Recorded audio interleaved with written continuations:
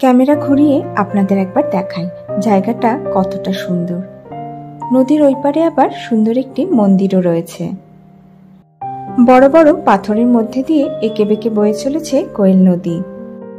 এত সুন্দর জায়গা দেখে নদীর জলে পা ভেজাতে খুব ইচ্ছা করছিল জানেন, কিন্তু পায়ে জুতো পরা ছিল বলে একটু দোনমনো করছিলাম। স্থানীয় মানুষজন ছাড়াও অনেক টুরিস্টরাও জানেন তোয়ালে গামছা নিয়ে নদীর জলে স্নান করতে নেমে পড়েছিল। তাই আমরাও আর দেরি না করে তাড়াতাড়ি করে পায়ের জুতো খুলে নদীর জলে পা ভেজাবো বলে নেমে পড়লাম। কোয়েল নদীতে জল এখন খুবই কম, তবে বর্ষাকালে এই নদী কিন্তু অনেকটাই ভয়ঙ্কর হয়ে যায়।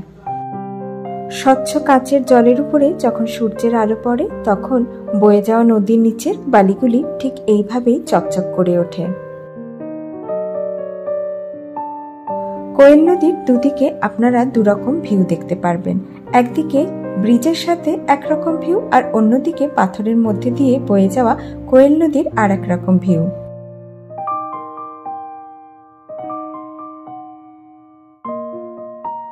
দুজন ঘুরতে বেরোলে এটা কিন্তু একটা বড় সমস্যা, ফটো তোলার লোক খুঁজে পাওয়া যায় না, তাই অগত্যা সেলফি ভরসা।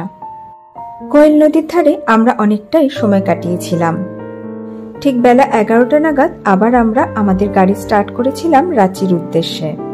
বেলা 11:30 নাগাদ আবার আমরা দাঁড়িয়ে পড়েছিলাম রাস্তার ধারের একটি ঠেলার সামনে আখের রস খাবো বলে। তবে আখের রস খাওয়ার আগে যে জায়গাটিতে আমরা এখন দাঁড়িয়ে আছি সেই জায়গাটি আমি একবার আপনাদের ক্যামেরা ঘুরিয়ে দেখাতে চাই। কি সুন্দর শান্ত একটা পরিবেশ দেখুন। জানেন, রাঁচি শহরের গণ্ডির বাইরে বেরোলেই আপনারা দেখতে পাবেন ঝাড়খণ্ডের গ্রাম্য অঞ্চলের শান্ত সবুজ নির্জন সুন্দর এরকম পরিবেশ। আর এই কথাগুলি আমি রাঁচিতে থাকি বলেই আপনাদের বলতে পারছি।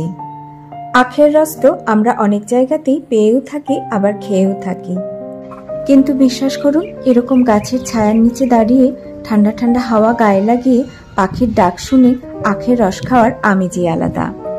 এই 1 গ্লাস আখের রসের দাম নিয়েছিল মাত্র 10 টাকা। আমাদের অবশ্য 1 গ্লাস করে আখের রস খেয়ে একটুও মন ভরেনি, তাই মনকে সন্তুষ্ট করার জন্য আর একটা গ্লাসের অর্ডার দিয়েই দিলাম।